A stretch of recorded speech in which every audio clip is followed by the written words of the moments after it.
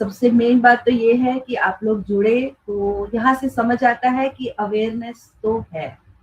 आप लोगों को अपने प्रति, अपने शरीर के प्रति, जो ईश्वर ने इतना सुंदर शरीर दिया है, उसके प्रति अवेयरनेस है, तभी आप लोग, फर्स्ट काम आपका हो गया कि आप लोग यहाँ तक जुड़े।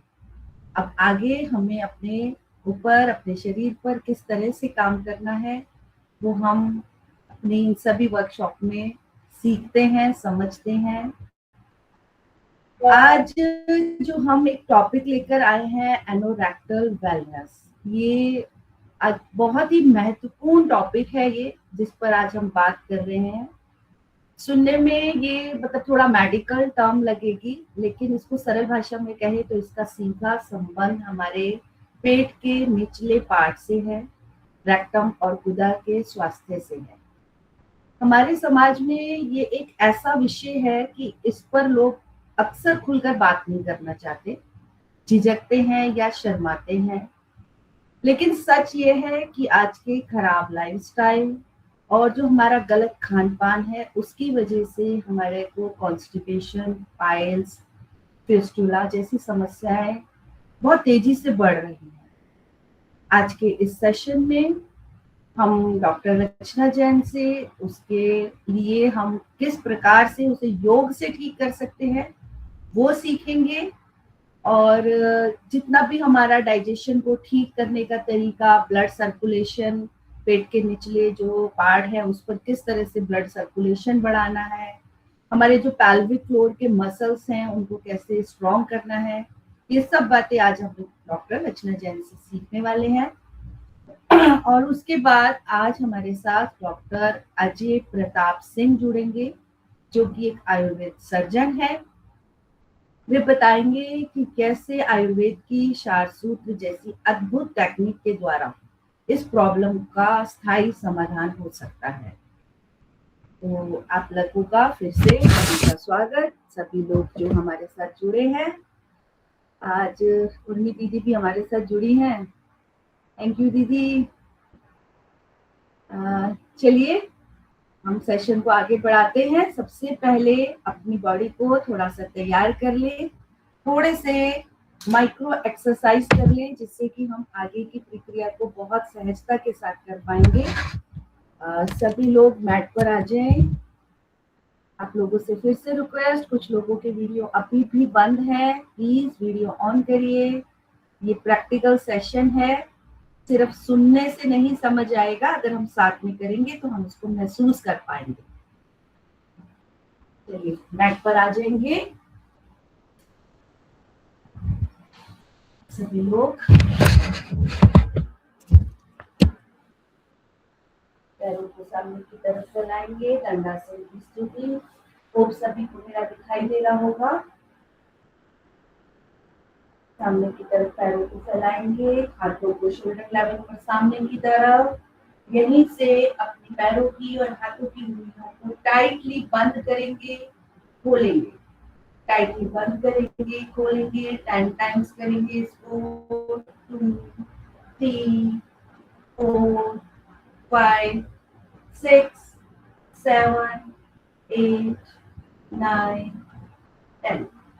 दोनों हथेलियों को और पैर के पंजों को बाहर की तरफ ले जाते हुए हाथों को नीचे लाएंगे, हथेलियों को वापस ऊपर। इसको भी 10 टाइम्स करेंगे। पंजे हमारी तरफ खींचे हुए, एरिया बाहर, वापस पंजे बाहर, एरिया अंदर की तरफ। 10 टाइम्स। 1, 2, 3, 4, 5, 6, 7, 8, 9, 10। अपोजिट, एक हाथ नीचे, एक हाथ ऊपर, इसी तरह एक पैर अंदर, एक पैर बाहर। 1, 2, 3, 4, 5, 6, 7, 8, 9, 10। वापस हाथों को नीचे रखेंगे, दोनों पैरों के बीच में थोड़ा सा गैप करेंगे। थोड़ा सा मैं साइड से दिखा देती हूँ कि आप लोगों को समझ आए। अगर आप लोग हमारे साथ करेंगे तो 100% आपको फायदा मिलेगा। हमारे इंस्ट्रक्शंस के हिसाब से चलेंगे 100% आपको फायदा मिलेगा, इस बात की मैं गारंटी लेती हूँ। अगर हम बिल्कुल सहजता के साथ, पूरा पर्टिकुलर टाइम के साथ, तरीके के साथ, अलाइनमेंट के साथ करेंगे तो 100% हमें फायदा मिलने वाला है।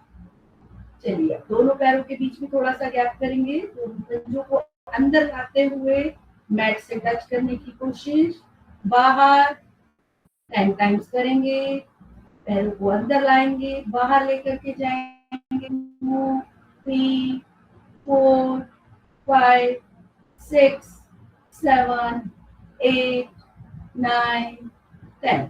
दोनों पैरों को एक साइड, 1 2 3 4 5 6 7 8 9 10। दोनों पैरों को बीच में लाते हुए रोटेशन करेंगे, दोनों पैरों को पंजों को बीच में लाएंगे, बाहर की तरफ घुमाते हुए वापस 2 3 4 5 6 7 8 9 10। Opposite 1 2 3 4 5 6 7 8 9 10। चलिए वापस आ जाएंगे, नेक्स्ट एक्सरसाइज के लिए तैयार करेंगे अपने आप को, पैरों के बीच में थोड़ा सा डिस्टेंस बढ़ाएंगे, पैरों के बीच में डिस्टेंस बढ़ाएंगे। अब यहीं से पैर को, राइट पैर का, लेफ्ट पैर को ऊपर उठाएंगे, वापस 1 2 3, दूसरे पैर का पंजा बाहर की तरफ खींचा हुआ, 4 5 6 7 8 9 10। वापस आएंगे। इतना सुंदर शरीर हमें ईश्वर ने दिया है, अगर हम इसका ध्यान रखेंगे तो सबसे बड़ी, मैं जो मानती हूँ सबसे बड़ी पूजा है अपने शरीर का ध्यान रखना।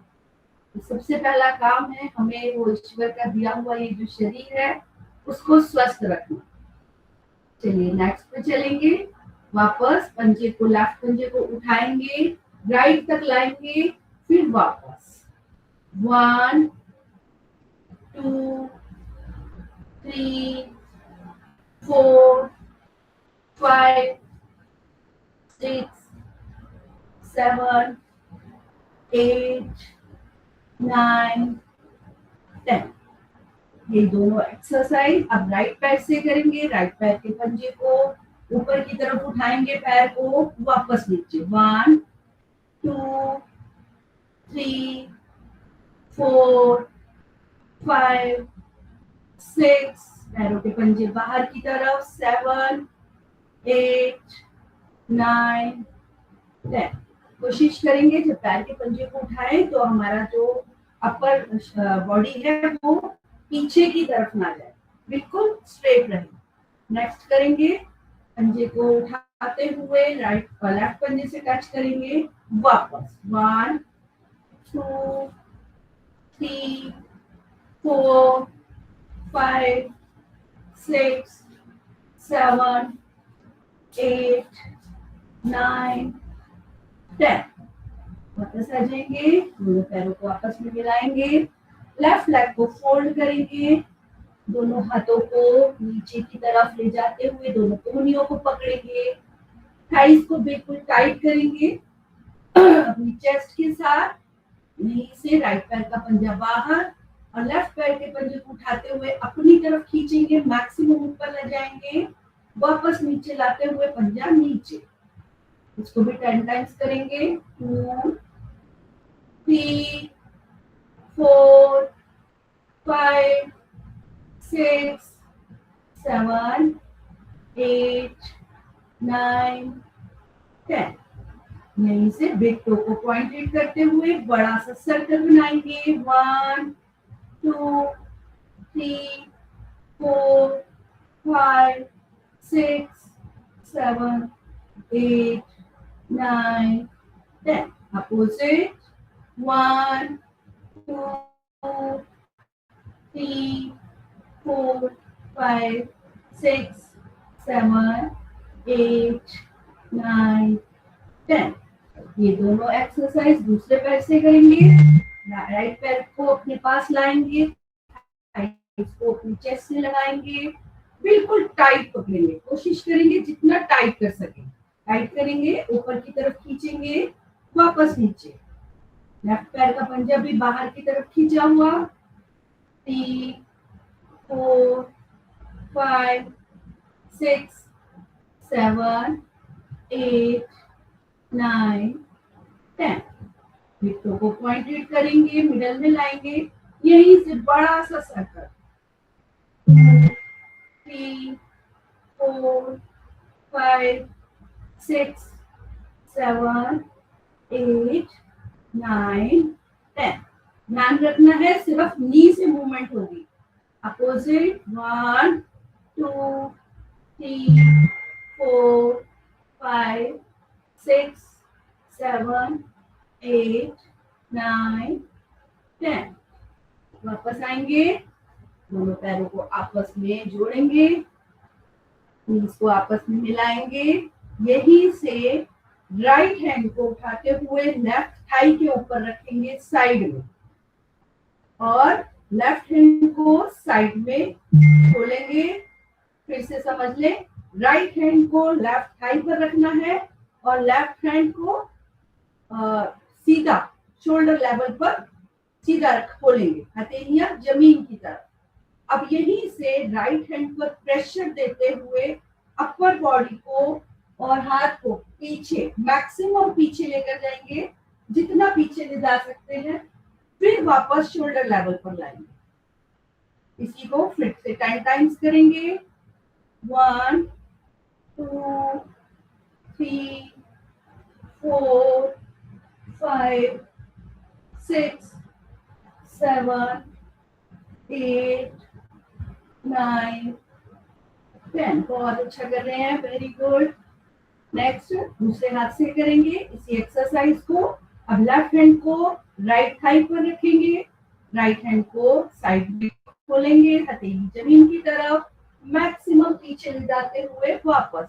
1 2 3 4 5 6 7 8 9 10। वापस आ जाएंगे, वेरी गुड। आप एक एक पैर को अपने पेल्विक के पास लाएंगे, पंजे को अपने पेल्विक के पास मैक्सिमम पास लेकर आएंगे। पहले एक पैर को लाएंगे, फिर दूसरे पैर को लाएंगे। अब दोनों हाथों की उंगलियों को इंटरलॉक करते हुए अपने पंजों को कस के पकड़ेंगे, कमर गर्दन सीधी सामने की तरफ देखेंगे, हाथ बिल्कुल सीधे, कोहनियां सीधी रहेंगी, सामने किसी एक पॉइंट पर देखेंगे और अपने नीज को फ्लैप करेंगे, मैक्सिमम नीचे तक ले जाने की कोशिश करेंगे। हमारी नीज हमारे मैट से टच हो, जितना आप सहजता के साथ ले जा सकते हैं लेकर जाएंगे। कमर गर्दन सीधी रहेगी बिल्कुल।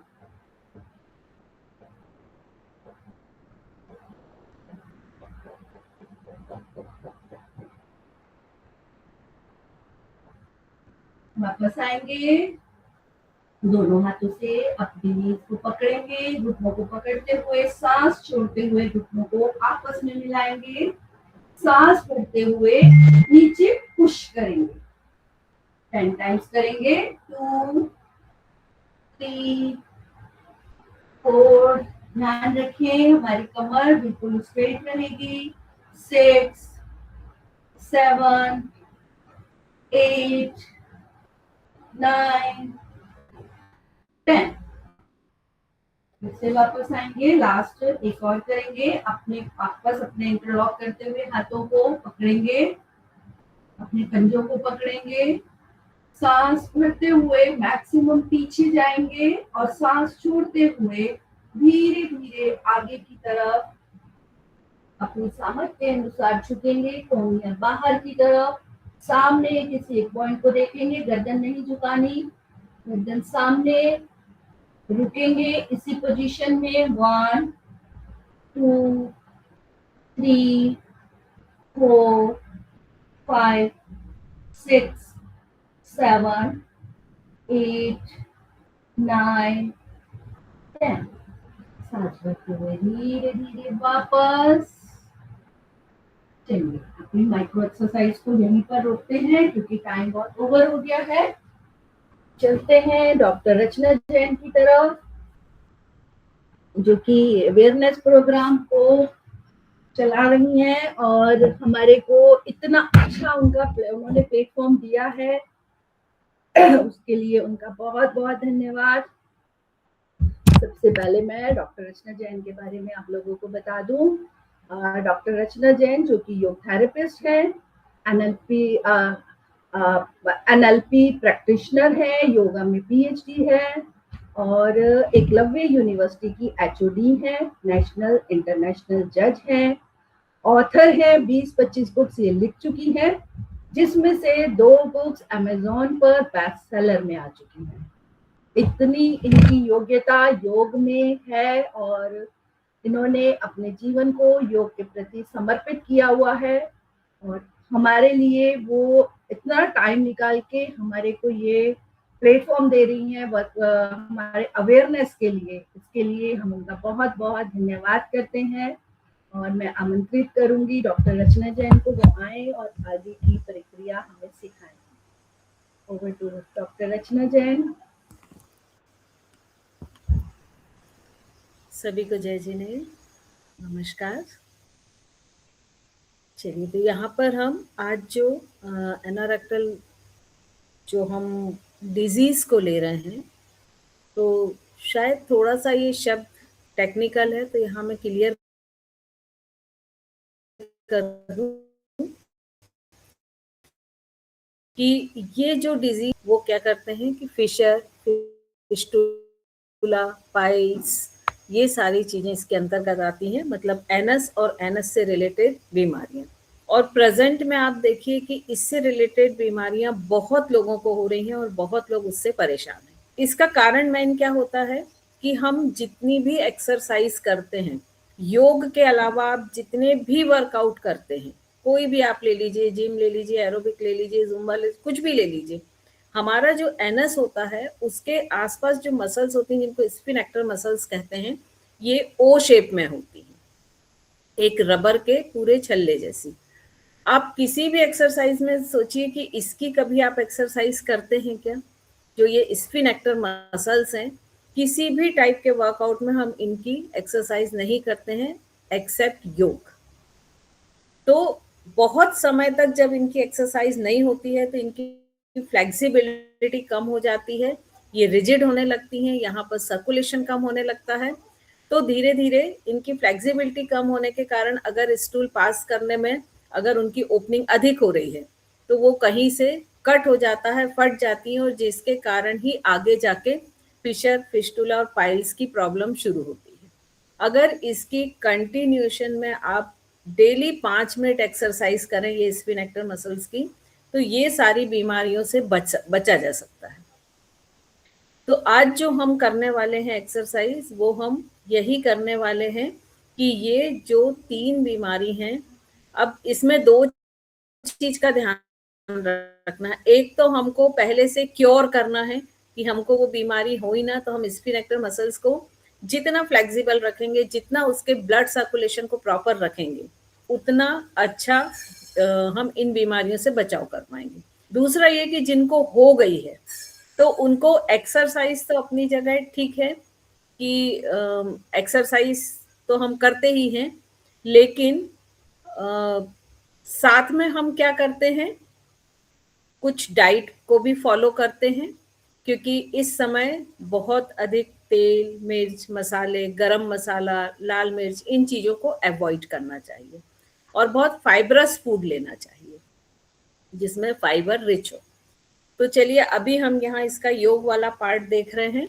तो हम देखते हैं, इसके लिए सबसे पहली एक्सरसाइज हमको करना है ताड़ासन।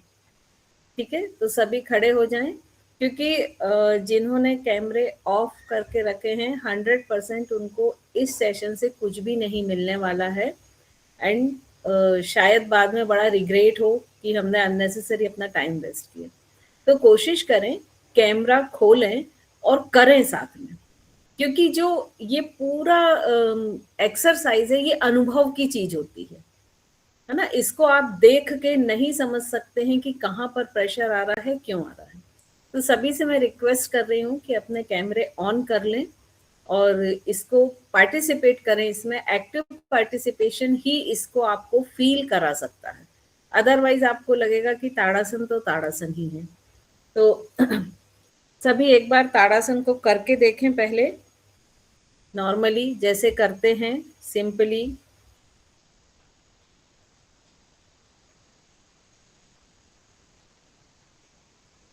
चलिए, अब हम सभी ने फील किया कहाँ स्ट्रेचिंग आ रही थी? थम्स अप करके मुझे बता दें, वहीं से आप ऐसा थम्स अप भी करेंगे तो मुझे समझ आ जाएगा कहाँ स्ट्रेचिंग आ रही थी। आप लोग सभी ने फील किया, राइट? अब हम ताड़ासन को एक सही ढंग से करते हैं।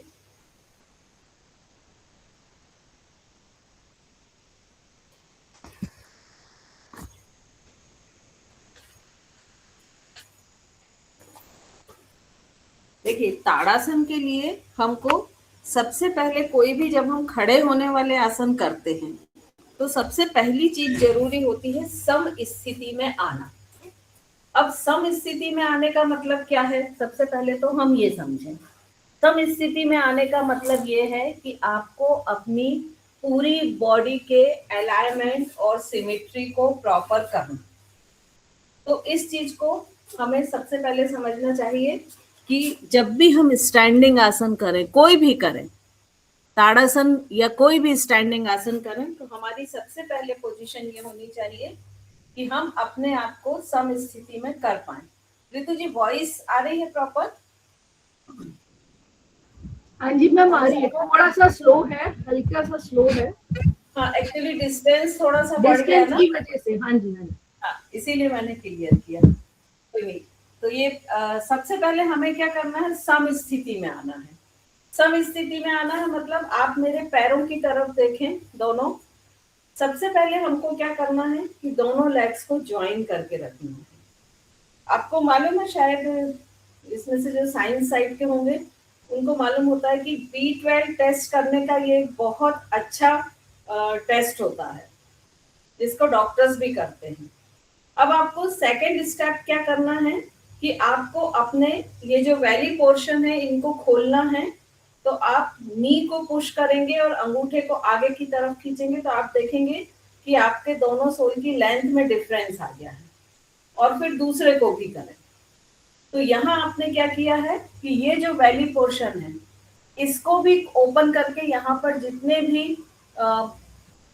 भी नर्व्स हैं, जितनी भी ब्लड कैपिलरीज हैं, सबको एक्सरसाइज दी है।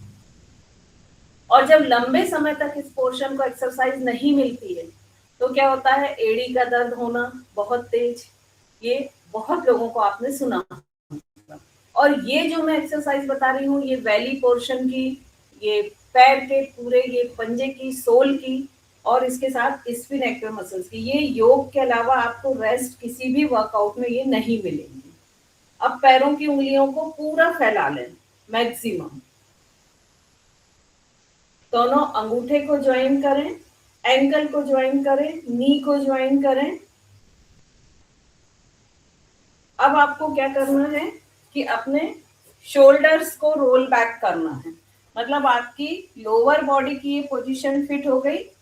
थाई मसल्स को और टाइट कर ले। आपके जो नी के ऊपर एक कटोरी जैसा हिस्सा होता है उसे थोड़ा ऊपर खींचें और पीछे की तरफ ले जाएं। तो आप देखें कि आपके ये थाई मसल्स जो हैं ये पूरी तरह से, अच्छी तरह से टाइट हो जाएंगे। अब हमको शोल्डर को रोल बैक करना है, हाथ की उंगलियां खुली। ये हमारी अलाइंड पोजीशन हो गई। चिन को हमें फ्लोर के पैरेलल करना है। अब हम दोनों हाथों को ऊपर ले जाएं धीरे धीरे, फिंगर्स को इस तरह से इंटरलॉक करके टर्न करें। अब यहाँ पर हमको ये ध्यान रखना है कि जब हम फिंगर्स को इस तरह टर्न करते हैं ऊपर ले जाके, तो ये जो छोटी उंगली है इसको ऐसा खोल लेते हैं। तो हमें ध्यान ये रखना है कि ये छोटी उंगली के जो ये वैली पोर्शन है ये आपस में टच हो, इस तरह से आपका टर्न हो। ठीक है, तो दोनों हाथ ऊपर ले जाते हुए इंटरलॉक करें, टर्न करें, ध्यान रखें वैली पोर्शन आपका टच हो। हाथ को कान के पीछे की तरफ ले जाएं, चिन फ्लोर के पैरेलल। अब धीरे धीरे किसी एक पॉइंट पर सामने की तरफ देखें और धीरे धीरे एड़ी को ऊपर उठाएं इनहेल करते हुए।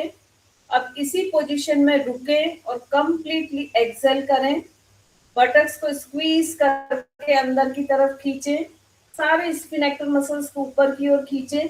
स्फिनेक्टर मसल्स को ऊपर खींचने का मतलब है जैसे हम मॉर्निंग में नेचुरल कॉल्स को रोकते हैं, तो ऊपर की तरफ स्फिनेक्टर मसल्स को खींचें। अब नेवल को धीरे धीरे अंदर ले जाएं और रुके इसी पोजीशन में। 1 2 3 4 5 6 7 8 9 10। वापस आ जाएं धीरे से। नीलिमा दीदी साथ में करके देखिए, साथ साथ करेंगे तो आपको पता चलेगा उसका जो स्ट्रेचिंग है कि कहाँ पर आ रही है। चलिए, अब इसी में हम दूसरा आसन कौन सा करेंगे? तिर्यक ताड़ासन। दोनों लेग्स के बीच में हिप विड्थ डिस्टेंस करेंगे, करते जाए साथ में। हिप विड्थ डिस्टेंस का मतलब है कि आपके पैर आपके हिप से बाहर ना निकले। अब अपने टोस की ओर देखें कि क्या वो ऐसे हैं। यदि इस तरह के वी शेप में हैं आपके, तो इन्हें अंदर की तरफ लाएं, पैरेलल करें। आपका टो से हील तक दोनों लेग पैरेलल करें।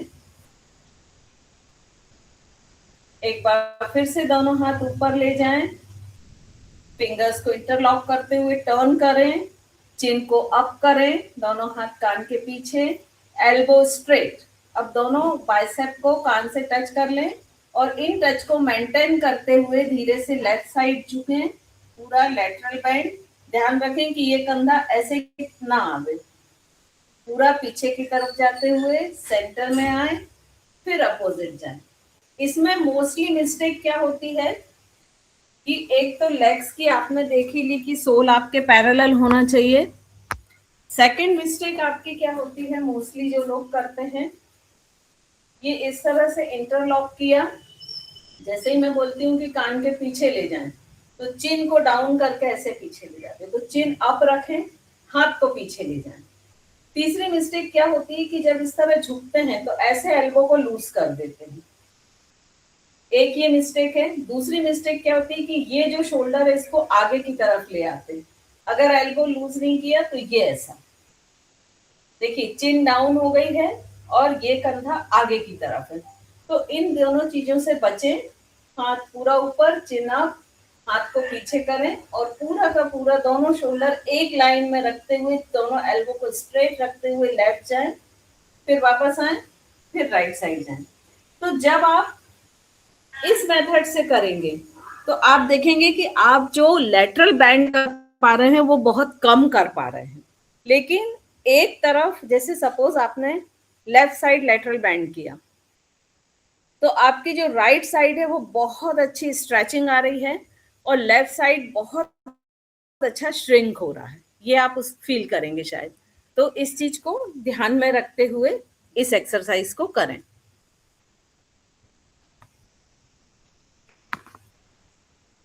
अब हम जो नेक्स्ट एक्सरसाइज करेंगे वो हम एक सेट करने वाले हैं। और वो सेट क्या है, सबसे पहले हम एक एक देख लेते हैं, उसके बाद फिर हम सेट पे आते हैं। ठीक है, तो ये दो एक्सरसाइज हमने देख ली। इसके बाद हमको यहीं से वज्रासन में आना है। अब जिनके भी नी में प्रॉब्लम है वो वज्रासन में ना आए, ठीक है, वज्रासन को वो स्किप कर दें। और वज्रासन से हमको यहीं से दोनों हाथ को ऊपर ले जाते हुए चेस्ट चिन को हाइटेड रखते हुए, ज्यादातर जब फ्रंट बेंड लोग करते हैं तो फ्रंट बेंड में क्या करते हैं, यहां से भी ऐसे झुकते हैं, ये चेस्ट को नीचे करते हुए। तो ये प्रोसीजर हमें नहीं करनी है। दोनों हाथ ऊपर, चेस्ट इन हाइटेड मैक्सिमम, और इस पोर्शन से आपको चेस्ट को आगे की तरफ ले जाते हुए इस तरह से झुकना है। दोनों हाथ जमीन पर, ये पोजीशन में आएंगे। इसके बाद यहीं से भुजंगासन वाली पोजीशन लेंगे।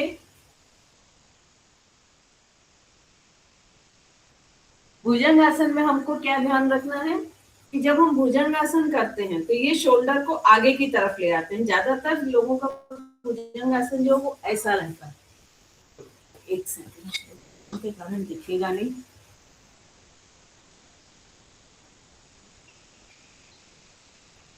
ज्यादातर लोगों का जो भुजंगासन होता है वो ऐसा होता है, ये शोल्डर राउंडेड। तो ये भुजंगासन की पोजीशन नहीं होनी चाहिए। इसके लिए यहीं से शोल्डर को रोल बैक करें और दोनों शोल्डर एक स्ट्रेट लाइन में रखते हुए, ये भुजंगासन की पोजीशन। यहीं से आपको आना है पर्वतासन में। पर्वतासन में जब आप आते हैं तो हम मोस्टली एक मिस्टेक करते हैं कि हम अपने हाथ या पैरों को शिफ्ट करते हैं थोड़ा सा, या तो आगे या पीछे। तो ये ध्यान रखें कि जब हम ये भुजंगासन की पोजीशन में हैं तो यहाँ से हमको पर्वतासन में आना है। तो सिंपली अपने दोनों जो सोल हैं इन्हें वर्टिकल करना है, और हमारी जो हथेलियां हैं, ये वाला जो पोर्शन है हथेली का, इसको पुश करते हुए, इस पर प्रेशर देते हुए सिर को धीरे धीरे दोनों हाथ के बीच से अंदर लेके आना है। जैसे जैसे हम सिर अंदर की तरफ लाएंगे तो हमारी बॉडी एक लीवर की तरह काम करती है। हम क्या करते हैं कि हील को टच करने के लिए लेग को शिफ्ट कर लेते हैं, लेकिन यदि हम सिर को अंदर लाएंगे तो हमारी हील्स ऑटोमेटिक डाउन होंगी। तो यहाँ पर हमें भुजंगासन वाली पोजीशन का ही डिस्टेंस मेंटेन करना है, दोनों को वर्टिकल करना है और उसके दोनों सोल वर्टिकल, और धीरे धीरे इस तरह उठते हुए इन हथेली पे अंदर की तरफ कोर में प्रेशर देते हुए जैसे जैसे हम सिर को अंदर लेके जाएंगे वैसे वैसे ऑटोमेटिक हील्स डाउन होते हुए फ्लोर से टच हो जाएंगे। इसके लिए हमको हाथ या पैरों को शिफ्ट करने की जरूरत नहीं। और इस आसन के बाद हमें धीरे से दोनों, एक पैर को आगे लाना, मैं थोड़ा पीछे हो जा रही जिससे आपको दिखे। फिर दूसरे पैर को लाना है ये, और मलासन की पोजीशन में आना है। यहाँ पर मलासन की पोजीशन में दोनों नी जितना आप साइड में लेके जा सकते हैं साइड में लेके जाएंगे, और दोनों हाथ नमस्कार की मुद्रा में कोशिश करेंगे हील्स को डाउन कर लें। ये पोजीशन मलासन की पोजीशन है। ये आसन एनोरेक्टल जो भी प्रॉब्लम्स है उनके लिए बहुत ही अच्छा है। इसी में हम फिर एक बार लेफ्ट लेग नी को अंदर की तरफ करेंगे, वापस आएंगे, राइट को अंदर की तरफ करेंगे, वापस आएंगे। अब यहीं से हमको वापस अपने दोनों हाथों को फ्लोर पर रखना है और एक एक पैर को पीछे ले जाते हुए अब हम रिवर्स इसमें आएंगे। पूरा साइकिल, एक एक पैर को पहले कमर से ऊपर उठाएंगे, एक एक पैर को पीछे ले जाएंगे और पर्वतासन की पोजीशन। जिस सीक्वेंस में हम गए थे इससे बिल्कुल रिवर्स आएंगे। यहीं से धीरे से भुजंगासन की पोजीशन, भुजंगासन की पोजीशन से पीछे जाते हुए शशांकासन की पोजीशन। इसमें हम बालासन भी कर सकते हैं, हाथ को पीछे ले जाते हुए, ये बालासन की पोजीशन। वापस ऊपर आते हुए वज्रासन की पोजीशन में आ जाएंगे और यहाँ से धीरे से खड़े होते हुए दोनों हाथ ऊपर ले जाते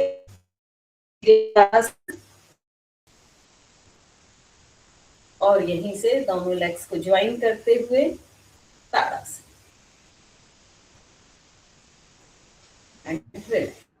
ऋचा दीदी, आप किसी मैट पर करें, ऐसे आपका पैर फिसलने का डर रहेगा और नीज भी आप जमीन पर रखेंगे तो वो आपको नुकसान देगा। ऋचा जैन। दीदी इसमें पर्वतासन में नीज बेंड नहीं होंगे ना? नहीं नहीं, नीज बिल्कुल स्ट्रेट रहेंगे। तो दीदी मैं बाहर तो और मैट नहीं है मेरे पास। एक साइकिल आप लोग करेंगे फिर से। दीदी कोई कारपेट वगैरह होगा उसको बिछा लीजिए, क्योंकि जब आप नी जमीन पर रखेंगे वो आपको हर्ट करेंगे नी को ना, और पैर भी फिसलने का डर रहेगा आपका। कैलाश भैया बहुत अच्छा कर रहे हैं आप, बहुत बढ़िया। थोड़ा सा इंस्ट्रक्शंस पे ध्यान दें कि हाथ कहाँ अंदर करने हैं। चलिए एक साइकिल हम सब साथ में करेंगे, ताड़ासन से शुरुआत करते हुए।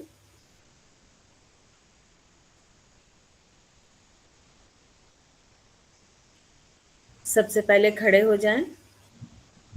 दीप्ति जी थोड़ा ध्यान से करें, आपके एब्डोमेन पर अभी ज़्यादा प्रेशर नहीं आना चाहिए, इस चीज़ों को इसको ध्यान में रखते हुए करें आप, है ना। जहाँ भी आपको लगता है तो रुक जाए, राइट। जैसे भुजंग आसन में बहुत प्रेशर आता है तो आप उसको स्किप कर दें या कम उठे, अर्ध करें। चलिए फर्स्ट पोजीशन के लिए तैयार होंगे। अपने सोल को आगे की तरफ फैलाएं, अपने वैली पोर्शन को खोलें। संगीता जी साथ में चलें तो आप ज़्यादा अच्छा कर पाएंगी। एक साथ नहीं होगा, हाथ नीचे रखें, पहले सम स्थिति में आएंगे, पैरों की उंगलियों को खोलें मैक्सिमम। अब एंकल को ज्वाइन करें, टो को ज्वाइन करें, हील को ज्वाइन करें, नी को ज्वाइन करें। अब नी के पटेला वाले पोर्शन को ऊपर खींचते हुए थोड़ा सा पीछे की तरफ करें, जिससे आपके थाई मसल्स सारे टाइट हो जाएं। लोअर बॉडी आपकी अच्छी तरह से टाइट हो चुकी है। अब दोनों हाथों को साइड से ले जाते हुए ऊपर आकाश की तरफ लेके जाएं। फिंगर्स को इंटरलॉक करें और धीरे से फिंगर्स को टर्न कर लें, पलट लें हाथों को। ध्यान रखें आपकी छोटी उंगली का वैली पोर्शन आपस में ज्वाइंट हो। अब धीमी गहरी लंबी सांस लेते हुए धीरे धीरे एड़ियों को ऊपर उठाएं, सामने किसी एक पॉइंट पर देखें, चिन को डाउन ना करें, एल्बो स्ट्रेट करें, बाइसेप कान को टच करते हुए। और अगर आपका बैलेंस नहीं बन पाता है तो आप बैक में वॉल का सपोर्ट लेके करें। कंप्लीटली एक्सेल करें, अपने बटक्स को स्क्वीज करें, जेनाइटल ऑर्गन्स को ऊपर की ओर खींचें, स्फिनेक्टर मसल्स को, नेवल को अंदर ले जाते हुए स्पाइन की तरफ लेकर जाएं एंड होल्ड। थोड़ा सा रुकें। अब यहीं से धीरे से दोनों एड़ियों को नीचे रख लें, दोनों एड़ी नीचे रखें और पैरों के बीच में हिप विड्थ डिस्टेंस कर लें, थोड़ी सी दूरी कर लें। देखें आपके लेग्स पैरेलल हों, हाथ ऊपर ही रखें। स्मिता अब दीदी यहीं हाथ से ऊपर ही रहेंगे। तिर्यक ताड़ासन करेंगे। अपर बॉडी को लेफ्ट साइड बेंड करें, लेटरल बेंडिंग, और वापस आते हुए राइट साइड। हाथ को धीरे से नीचे ले आए और बैठते हुए वज्रासन में बैठ जाएं। जिनको नी की प्रॉब्लम है वो वज्रासन में ना बैठें, बाकी लोग वज्रासन में बैठ जाएं।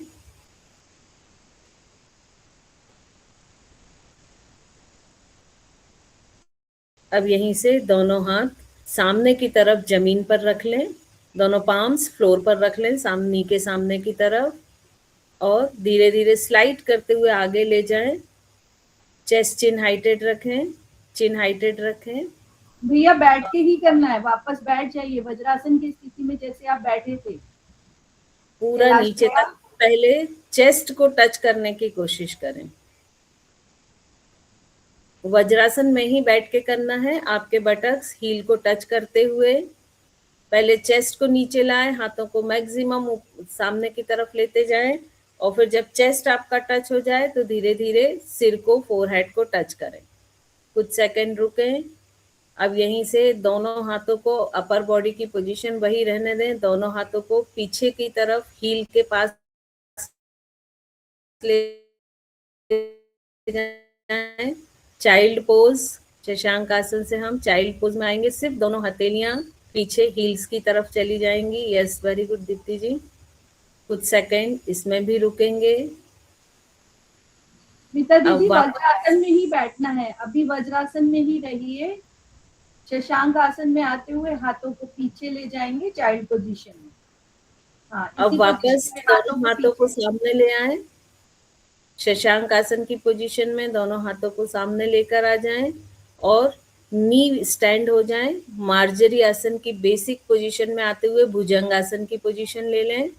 अपर बॉडी को ऊपर उठाएं, शोल्डर खोलें, शोल्डर पूरी तरह से खोल के रखें। Very good. भुजंगासन की पोजीशन में आओ ऋचा। भुजंगासन, यस। अब यहीं से हमें पर्वत आसन की पोजीशन लेनी है। पेल्विक को मैक्सिमम हाइट तक ऊपर लेकर जाएं आकाश की तरफ, और दोनों हाथों के बीच से सिर को अंदर की तरफ करें। देखें, आप सिर अंदर करेंगे तो आपके हील्स ऑटोमेटिक डाउन होंगे। अब यहाँ से धीरे से फिर से मार्जरी आसन की पोजीशन में आते हुए दोनों हाथों के बाजू में अपने पंजों को लेकर आ जाएं। पैर के पंजे दोनों हाथों के साइड में बाहर एक एक करके दोनों को ले आएं और मलासन में आएंगे हम। घुटने को धीरे धीरे खोलें, नमस्कार की मुद्रा में रखें। Yes, very good. Kailash ji कोशिश करें दोनों हाथों को अंदर की तरफ, कोहनियां बाहर। हाँ जी। और अब यहीं से एक एक घुटने को जमीन से टच करें। एक बार लेफ्ट को, फिर एक बार राइट को। वापस मलासन की पोजीशन में आए। अब दोनों हथेलियों को दोनों नी के बीच में रख लें, जैसे आप जब आसन में आए थे उसके पहले। अब धीरे धीरे एक एक पैर को पीछे ले जाते हुए फिर से पर्वत आसन की पोजीशन ले लें।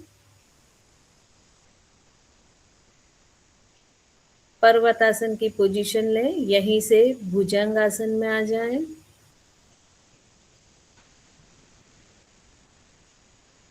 अब यहीं से शशांक आसन में आ जाएं। पेल्विक को पीछे की ओर ले जाते हुए शशांक आसन। अब यहीं से वज्रासन में आ जाएं।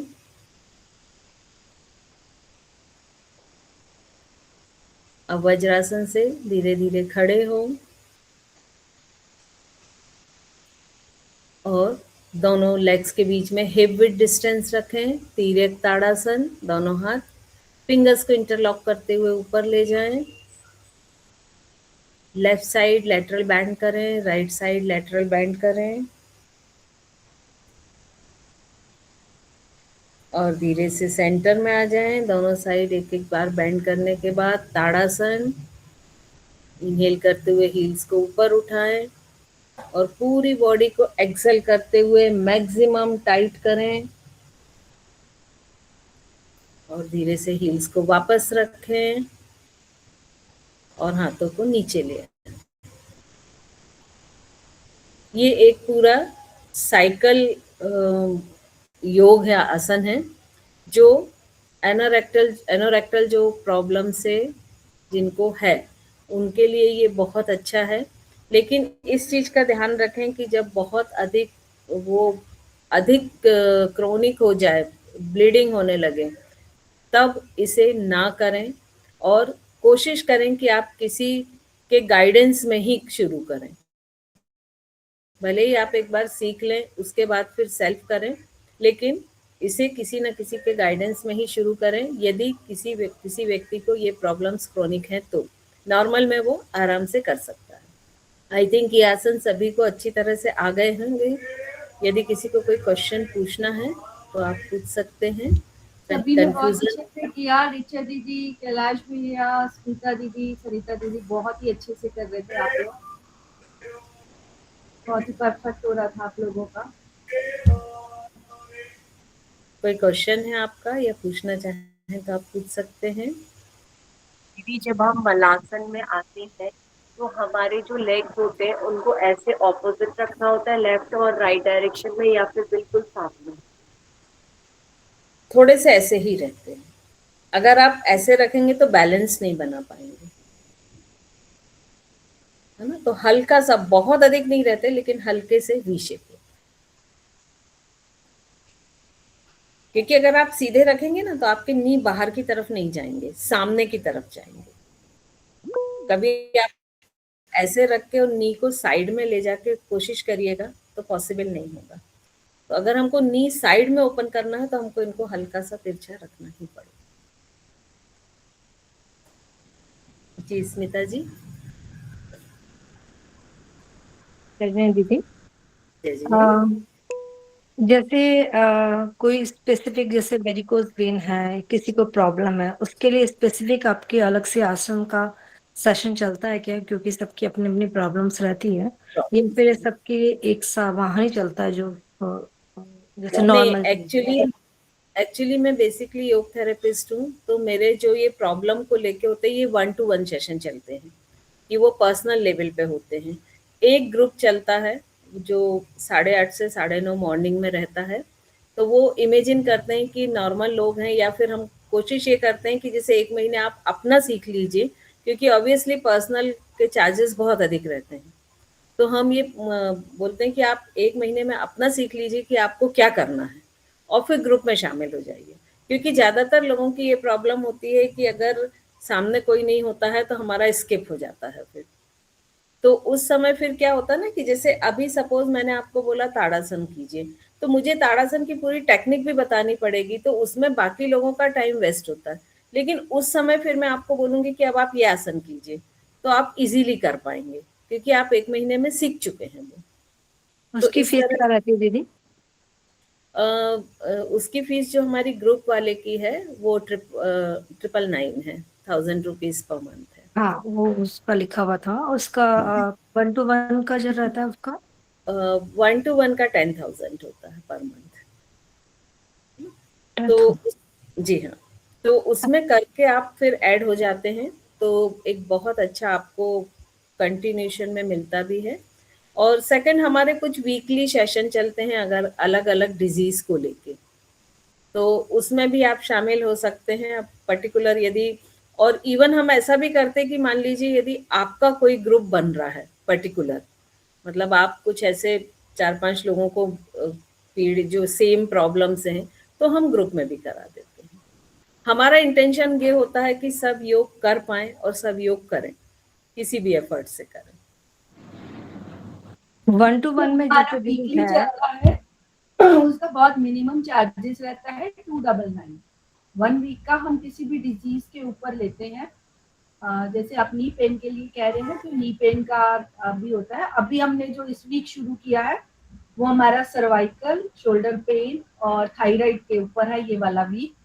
तो अगर किसी को वो प्रॉब्लम है तो आप लोग उससे भी जुड़ सकते हैं।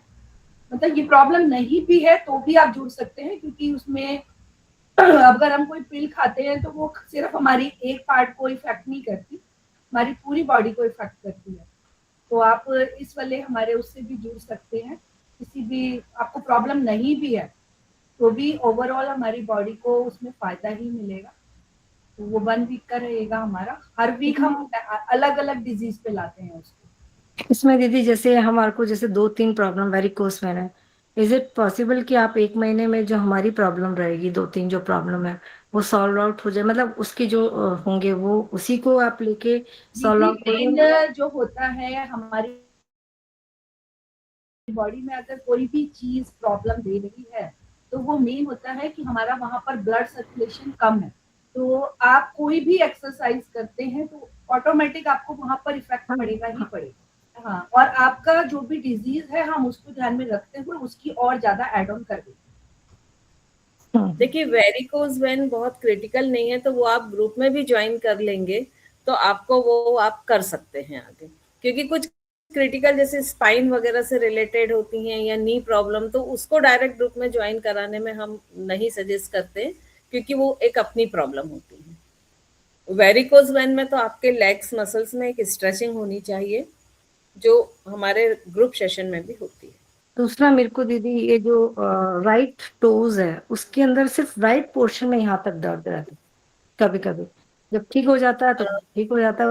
कहाँ आज आप तक मुझे कहाँ समझ में नहीं आया पर आप एक काम करें, मेरा नंबर जो आपके पास मैसेज गया है उसमें होगा, है ना? जी आप जी शाम के समय कॉल कर लें, तो फिर एक बार आप अच्छे से डिस्कस करके और फिर हम उसको आपको गाइड कर देंगे।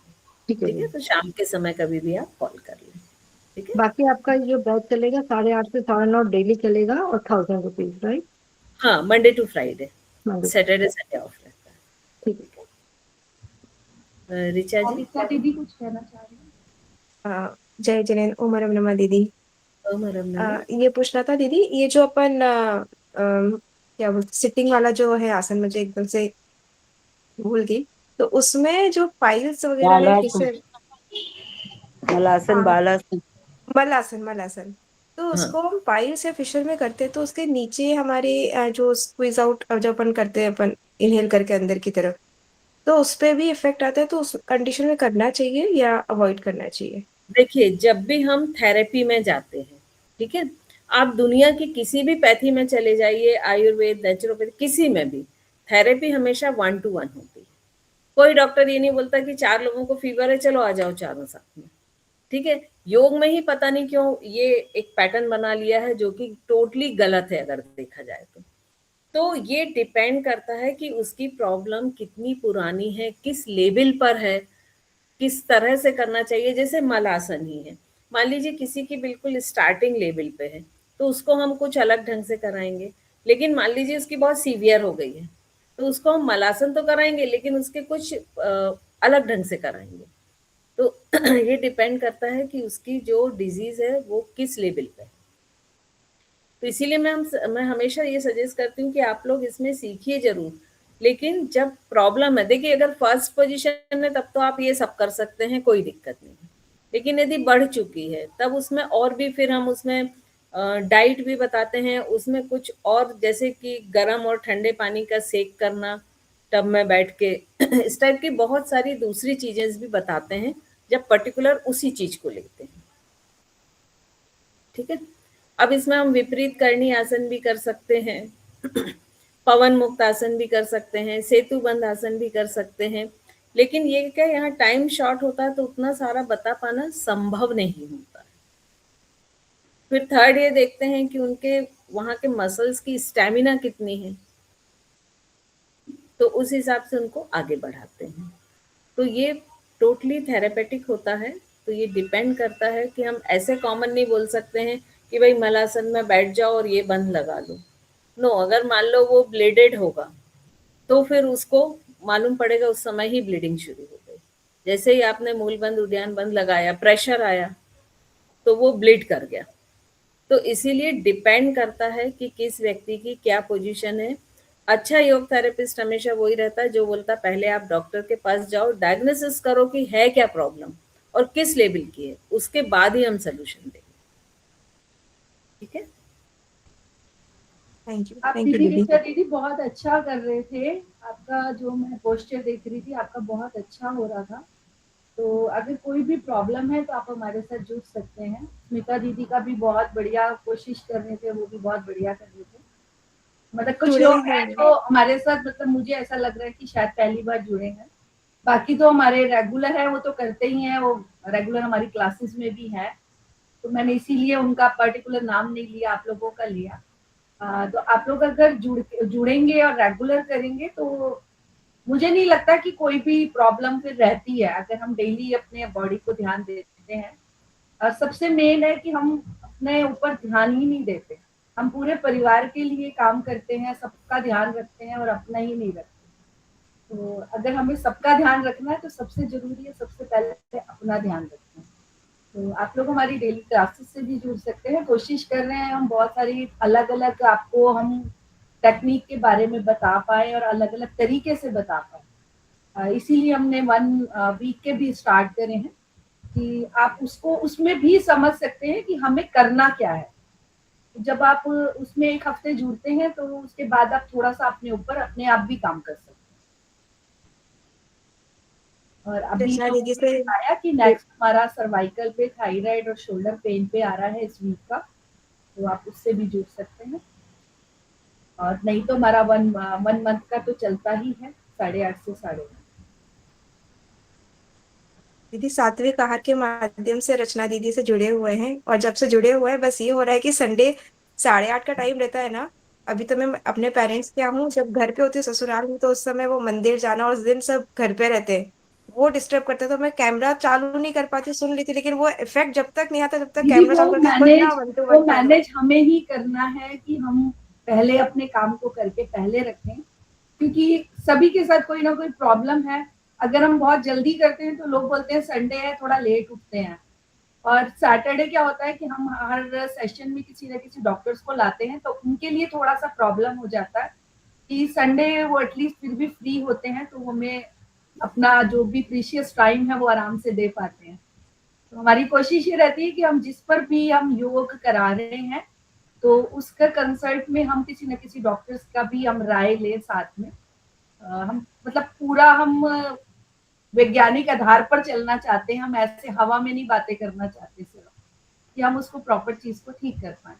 और ये संडे का जो अवेयरनेस प्रोग्राम है ये फ्री ऑफ कॉस्ट सबके लिए रहता है, तो आप लोगों से हमेशा रिक्वेस्ट रहती है इसको ज्यादा से ज्यादा अपलोड करें। और जैसे कि आपने महसूस किया कि डॉक्टर रचना जैन के साथ जुड़ के एक डिफरेंट आपको योग की जो थेरेपी है वो डिफरेंट मिलती है एक अलाइनमेंट के साथ, तो उसको ज्यादा से ज्यादा लोगों तक पहुंचाएं। मेरी अपनी पर्सनल पूरी कोशिश रहती है कि मैं रचना मैम के साथ ऐसे लोगों को जोड़ूं जो परेशानी में है, तकलीफ में है, और वो अपने आप को योग के द्वारा एक नेचुरल तरीके से ठीक कर पाए। मेरे ख्याल से अभी किसी का अगर कोई क्वेश्चन नहीं है तो हम आगे चले, क्योंकि डॉक्टर अजय प्रताप सिंह हमारे साथ जुड़ चुके हैं। जी जी। चलिए हम अपने सेशन को आगे बढ़ाते हैं।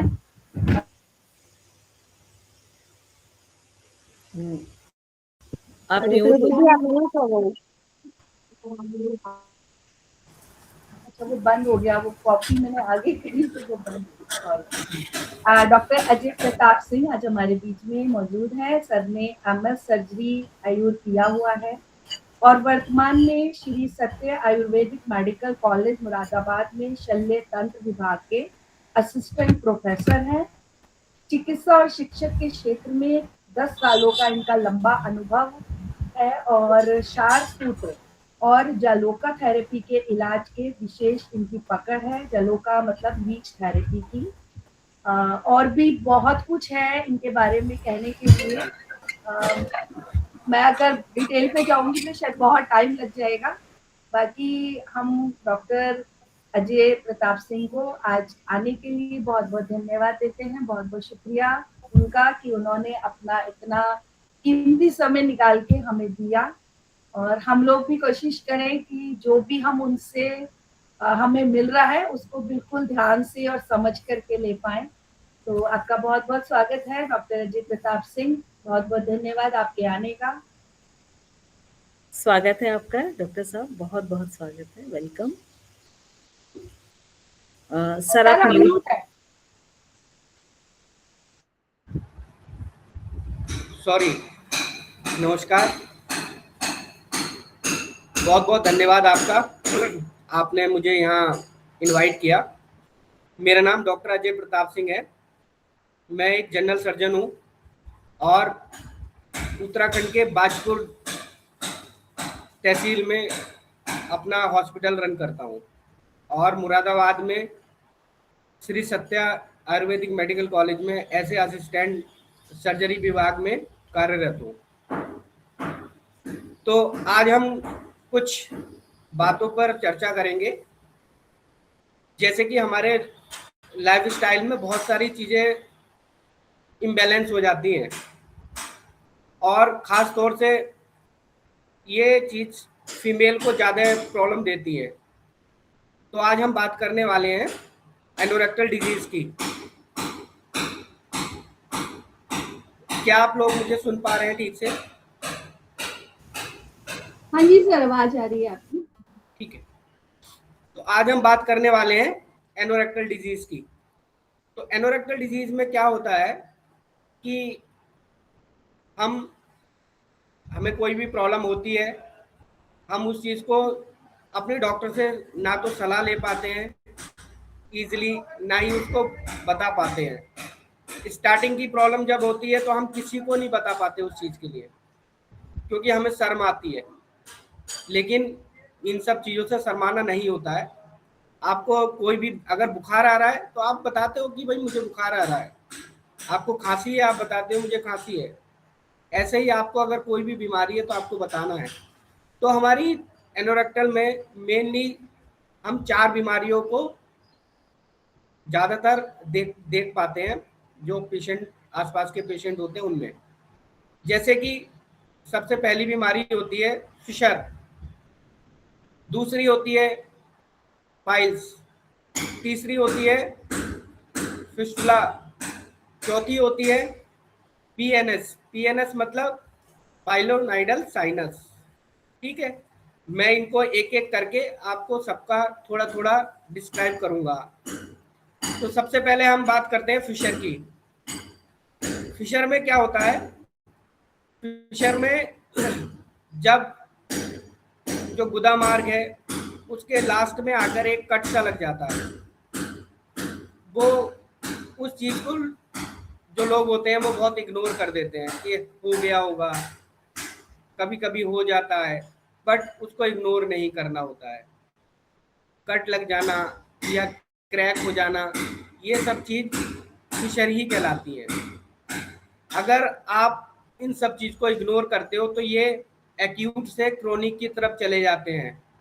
एक्यूट अवस्था वो होती है जो हम स्टार्टिंग में हमारे लिए हो रही होती है, और क्रोनिक वो होती है जो एक्यूट पे हम ध्यान नहीं देते, उसका इलाज नहीं करते, फिर बाद में वो क्रोनिक हो जाती है। अब हम मैंने आपको एक हल्का सा इसका डिस्क्रिप्शन दे दिया। अब हम बात करेंगे ये होता क्यों है, इसके लक्षण क्या होते हैं और इसका ट्रीटमेंट क्या कर सकते हैं। तो सबसे पहले हम ये होता क्यों है, फिशर हमें होता क्यों है? फिशर इसलिए होता है कि हमारा लाइफस्टाइल बहुत ज़्यादा आजकल मॉडर्न हो गया है। जैसे कि हम फास्ट फूड बहुत ज़्यादा यूज करते हैं, कुछ लोग बहुत ज़्यादा नॉन वेज खाते हैं, बहुत ज़्यादा स्मोकिंग करते हैं, बहुत ज़्यादा अल्कोहल लेते हैं, और पानी बिल्कुल नहीं पीते, बहुत कम पानी पीते हैं। इन सब वजहों से क्या होता है, हमें कॉन्स्टिपेशन होता है, और जब जब कॉन्स्टिपेशन होता है तो स्टूल जो है वो बहुत ज़्यादा हार्ड हो जाता है। जब हार्ड स्टूल पास होता है उसमें उस टाइम एक क्रैक बन जाता है और एक कट लग जाता है। वो कट कभी कभी बहुत ज़्यादा सीरियस हो जाता है और बहुत ज़्यादा सीवियर ब्लीडिंग करता है। कभी कभी हल्की फुल्की ब्लीडिंग होती है जो हमारे फीकल मैटर के साथ आ जाती है, हम उसे इग्नोर कर देते हैं, बट आपको उन सब चीज़ों को इग्नोर नहीं करना है। ये सब चीज़ फीमेल में बहुत ज़्यादा पाई जाती है। एक तो आपको प्रेगनेंसी के टाइम पाइल्स और फिशर दोनों 90% फीमेल को होने के चांसेस रहते हैं, क्योंकि उस समय क्या होता है, बहुत ज़्यादा कॉन्स्टिपेशन रहता है, क्योंकि आप आयरन, कैल्शियम और बहुत ज़्यादा सप्लीमेंट ले रहे होते हैं। तो सप्लीमेंट की वजह से कॉन्स्टिपेशन होने के चांसेस बढ़ जाते हैं। हम बहुत ज़्यादा फाइबर डाइट नहीं लेते हैं उस समय, क्योंकि अगर हम डॉक्टर हमारे इसलिए बताते हैं कि हमें ये सब डाइट लेनी है कि हमारे बच्चे की ग्रोथ अच्छी हो, हमारी ग्रोथ अच्छी हो। और अगर हम फाइबर डाइट और चीज़ों की तरफ जाएंगे जिनसे कि ये हमारा डाइजेशन बहुत अच्छा रहे, तो उस समय क्या होता है, कभी कभी यूट्रस में कॉन्ट्रैक्शन आने के चांसेस रहते हैं। तो इसलिए हम इन सब चीज़ों से बचते हैं, और जो हम डाइट लेते हैं उससे क्या होता है, हमें कॉन्स्टिपेशन होने के ज़्यादा चांसेस रहते हैं। तो उस समय प्रेगनेंसी के दौरान महिलाओं को पाइल्स और फिशर होने के चांसेस रहते हैं। पाइल्स क्यों होता है? अब आपके मन में एक सवाल आ रहा होगा कि फिशर तो हो गया ऐसे कि हमने खाना खाया, हम डाइट ले रहे हैं ऐसी, तो हमें कॉन्स्टिपेशन हो गया तो हमें फिशर हो गया। पाइल्स क्यों हो गया? तो पाइल्स का मैं आपको एक जो टेक्निकल समझो या फिर उसको एक मेडिकल भाषा में बताना चाहूँगा आपको। कि जो हमारा एब्डोमेन होता है उसमें हमारे पेट में बच्चा होता है। तो जब बच्चा होता है तो उसका एक वेट होता है बच्चे का। जब बच्चे का वेट होता है तो वो नीचे की तरफ जोर लगाता है, नीचे की तरफ वेट करता है। जब नीचे की तरफ वेट करता है तो वहाँ से वेन्स जाती है, ठीक है। उनका जो ब्लड फ्लो होता है नीचे को जा तो अच्छे से रहा होता है, बट जो ऊपर को आने वाला ब्लड होता है वो इतनी अच्छे से नहीं आता है। तो जो हमारी हेमोरेक्टल वेन होती हैं उनमें ब्लड रुक जाता है उस वेट की वजह से, और हमें पाइल्स होने के ज़्यादा चांसेस हो जाते हैं। इसलिए जो प्रेगनेंसी के टाइम हमें ये फिशर और पाइल्स होने के बहुत ज़्यादा चांसेस होते हैं। तो आपको इन सब चीज़ में क्या करना है, अगर जब आपको फिशर होगा तो आपको बहुत ज़्यादा एनएस में ईचिंग होगी आपको। दूसरी चीज़, आपको बर्निंग सेंसेशन होगी, मतलब जलन होगी आपको। और जब आप फ्रेश होने जाएंगे उस समय आपको बहुत ज़्यादा पेन होगा, जिसको हम शार्प कटिंग पेन बोलते हैं। मतलब किसी ने कैंची से काट दिया या ब्लेड से काट दिया, ऐसा पेन होता है। वो अनबियरेबल होता है, आप उसको बियर करने में भी बहुत ज़्यादा घबराते हो। आप अपने फ्रेश होने के जाने के लिए भी कई बार सोचते हो इस बात के लिए कि जाना है नहीं जाना है। अब आप सोचेंगे कि हम इसका इलाज कैसे करें। तो सिंपल सा इलाज होता है इसका। आपने डेली फाइबर डाइट लेनी है, बाहर का खाना बिल्कुल नहीं खाना है, मैदा नहीं खानी आपको, जितने मैदा के प्रोडक्ट होते हैं वो नहीं खाने होते आपको। तीसरी चीज़, आपने बहुत सारे आप सोच रहे होंगे और आपको एडवाइस भी देते हैं बहुत सारे लोग, हमारे आस पड़ोस वाले लोग होते हैं कि आप दही के साथ ये चीज़ खा लीजिए, दही के साथ ये खा लीजिए तो आपको बहुत ज़्यादा आराम मिलेगा। तो आपने सबसे पहले ये एक बात सोच लेनी है कि आपने कभी भी, चाहे वो पाइल्स हो, फिस्टुला हो या फिशर हो, कोई भी एनोरेक्टल डिजीज हो, उसमें दही नहीं खाना बिल्कुल भी। दही खाने से आपका जो एनल रीजन होता है उसमें और ज़्यादा स्वेलिंग आ जाती है, जिससे कि वो कॉन्स्टेंट मतलब छोटा हो जाता है, और आपको उस टाइम आपको मल त्याग करने में बहुत ज़्यादा प्रॉब्लम होती है। तो आपको सबसे पहली बात ये याद रखनी है कि दही नहीं खाना है आपको किसी भी एनोरेक्टल डिजीज में।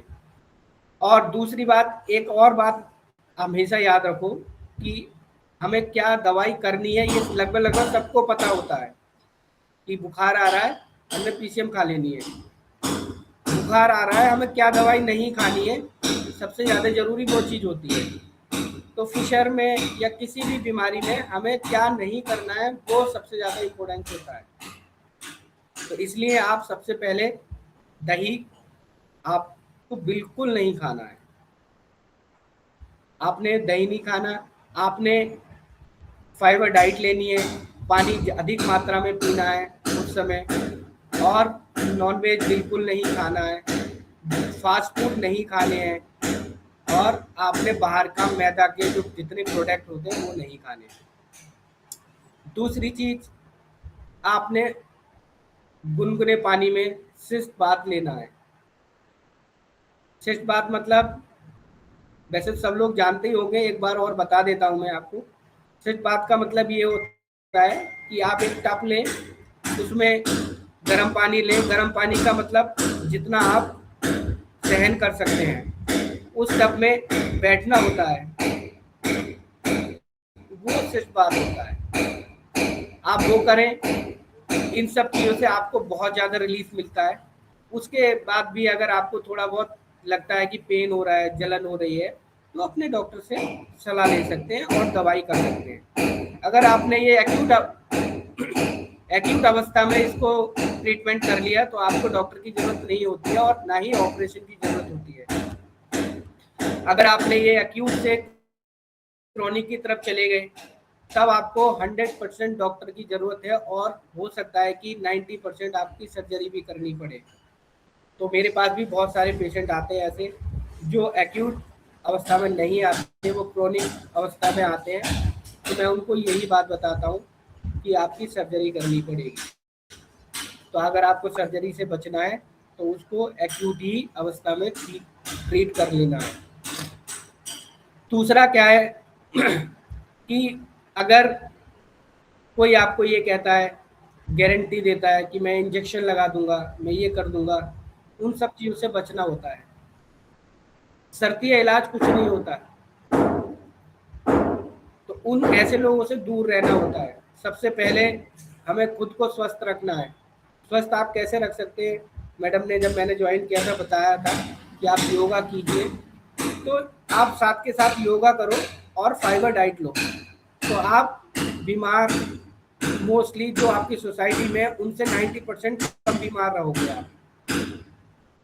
तो आपको एनोरेक्टल डिजीज में भी यही करना है कि आपने फाइबर डाइट लेनी है, पानी बहुत ज़्यादा पीना है, अधिक मात्रा में।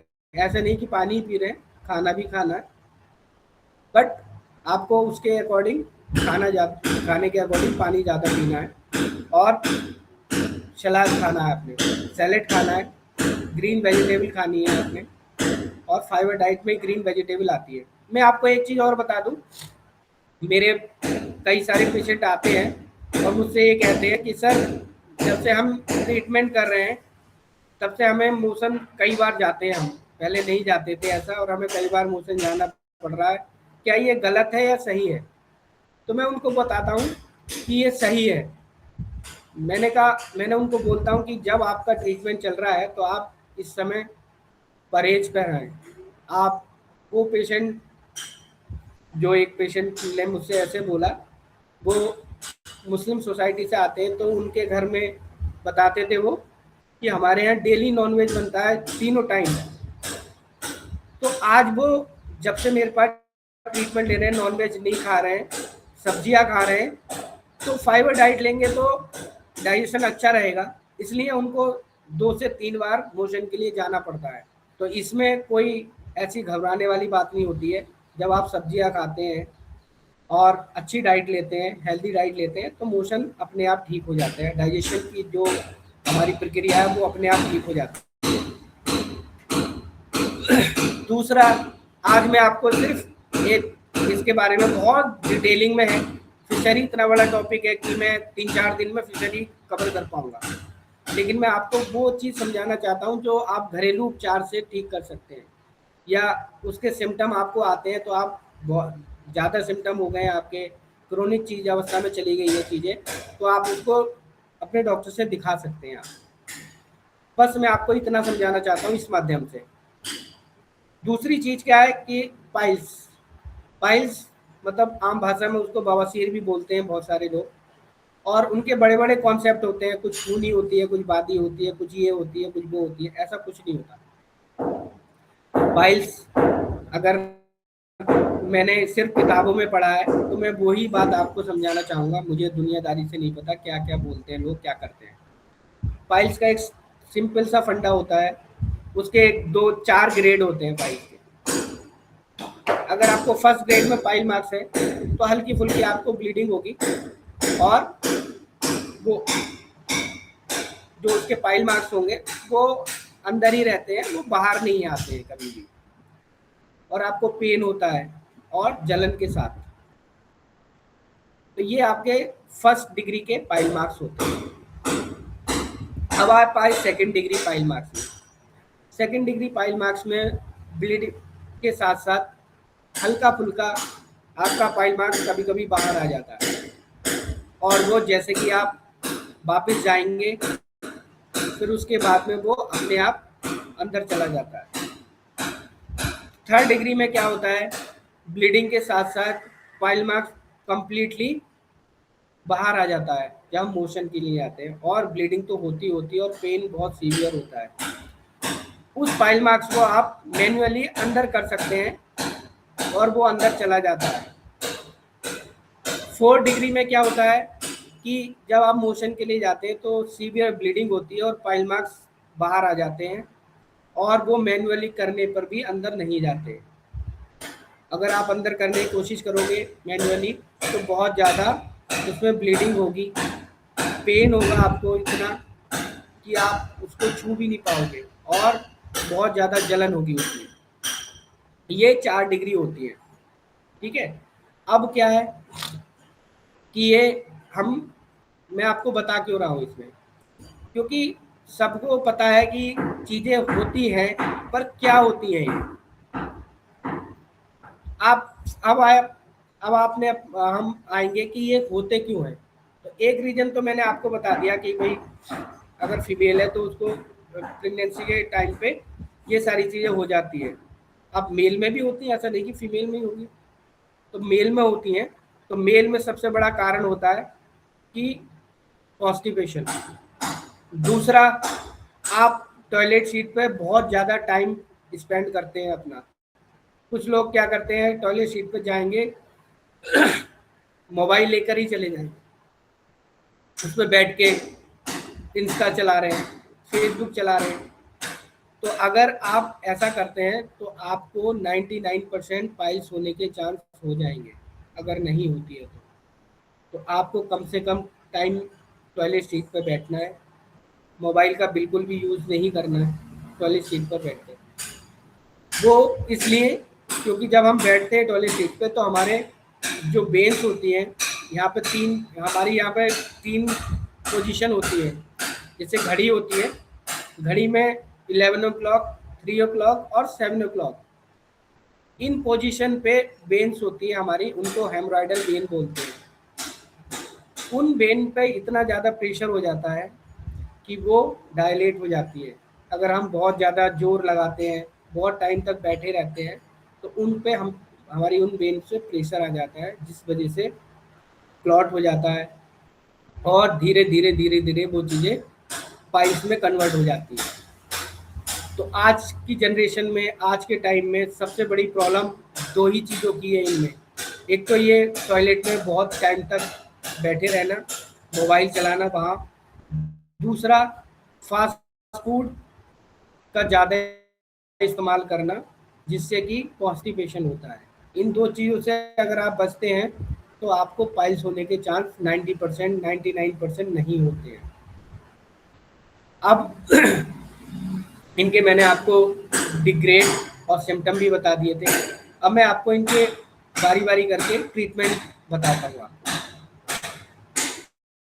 आपने फर्स्ट डिग्री पाइल मार्क्स में सिर्फ अपनी जो लाइफ स्टाइल है उसी से ठीक कर लेना चाहिए, और उसी से ही ठीक हो जाता है, क्योंकि वो इतना बड़ा पाइल मार्क्स होता नहीं है कि उसके लिए ट्रीटमेंट चाहिए। अगर फिर भी आप अपने डॉक्टर से मिलते हैं तो इजीली आपको उस चीज़ की गाइड कर देता है वो आपको। तो आपने फर्स्ट डिग्री वाले में सिर्फ अपने लाइफस्टाइल को सुधारना है, अपने खान पीन को सुधारना है, उसी से आप ठीक हो जाते हैं। सेकेंड डिग्री पाइल मार्क्स अगर आप किसी का हो गया है तो आपको अपना लाइफस्टाइल तो ठीक करना ही करना है, उसके साथ हल्की फुल्की दवाएं खानी है और अपने डॉक्टर की सलाह से उसका परहेज करना है। तो उन सब चीज़ों में आप सेकेंड डिग्री पाइल मार्क्स को ईजिली क्योर कर सकते हैं। अब थर्ड डिग्री पाइल मार्क्स में क्या होता है? थर्ड डिग्री पाइल मार्क्स में आपने परहेज तो करना ही करना होता है, और उसमें भी दवाओं से काम चल जाता है अगर आपने हर चीज़ डॉक्टर के कहने से कर ली तब।